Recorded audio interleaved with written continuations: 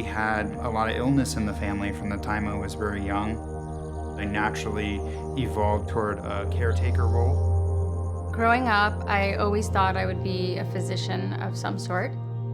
I think I've always had the feeling of giving back and just helping someone who's less fortunate. We all have unique experiences that help shape who you are. Our body can surprise us, and life has a way of surprising us. My name is Marisa. I live in Rochester, New York, with my husband Mickey, my mom, and my rescue dog. My name is Shawn, and I live in New Jersey with my wife and children. Being raised by my grandparents, I always assumed that I would go into some sort of geriatric medicine. I had undergrad in chemistry, and I thought, everything was right on track. I would go into medical school and wind up being a doctor like I always thought. My father actually made the decision to go back to school when he was 40 years old. He was in an anatomy lab class, and he started bringing me to that class. Apparently at the age of 4, my parents told me I announced that I was going to be a doctor, and I never really looked back. It was just that curiosity, having sort of an inside look at a younger age, that really was fascinating to me. One Fort Lauderdale evening in 2001, I was crossing a street and I was hit by a pickup truck around 50 miles an hour as a pedestrian. So that sort of changed my entire life path at that moment. I had a lot of internal injuries that I had to overcome, but at the same time, all of these symptoms that had come out a little bit sporadically throughout my life, all of a sudden all came out at once. I started getting strange fevers. I also had a rash on my face and trunk of my body. I had a lot of joint and muscle pain, and then I wound up having a small stroke. At first, they thought that was probably because I had had a head injury from being hit, but after doing all the testing, it actually was part of lupus. As I was building toward medical school, I sort of had a decision point at that time. It became pretty clear that immunology was something that fascinated me. When I thought about subspecialties and what are the types of things that I'd be interested in scientifically, but also in the clinic, rheumatology was something that really jumped out. Just having seen time and time again how devastating that lupus could be to the patients, it really drew me toward that area and specialty within rheumatology. It's a disorder that typically affects young women.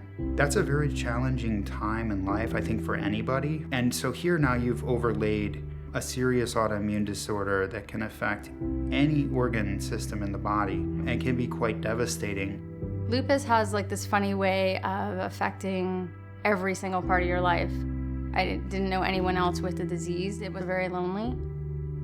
I realized that my path was not going to be as a doctor, but I came to this realization that I could still help people. It just wasn't going to be in that original format that I thought it would be. I got this wild idea that, okay, I would be the person to blaze the trail here and get lupus out there and be able to reach as many people as possible. And I started a blog. The blog just started to honestly take off. So we sort of became this online support area for lupus patients and also for their friends and their family members, their caregivers. I thought, okay, I'm definitely onto something here. I'm just not exactly sure where it's gonna go. And then finding out that Janssen is working on medications and better treatments for lupus patients is definitely something that just gives you hope. I think lupus as an area of focus fits naturally with what we're doing at Janssen. We've been pioneers for many years now in the rheumatology space, but when you think about a disease like lupus, there's really very little options available therapeutically. This presents an opportunity to develop better therapies. The major breakthrough will be that not only will the therapies be more effective, but importantly that they will be safer. It's because of scientists like Shawn that lupus patients like me will have access to better treatments and more options, and hopefully one day the ability to get through every single day in life without lupus being at the forefront, and we'll be able to enjoy our life more. From a very young age, if I saw a bird with a hurt wing, I was going to be the kid who was going to take him in and try and nurse him back to health.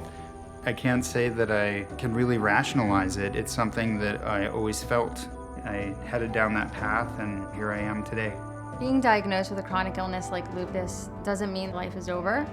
Personally, I feel like my life actually began at that point. Always felt like my mission in life was to help people in some way. I think the hardest part is actually taking that first step. Trying to develop new treatments to really impact people's lives.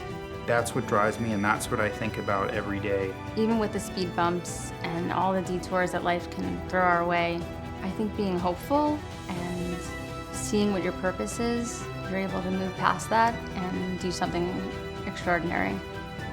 That's why together, we're working to give lupus patients hope. Hope that lupus does not have to define me.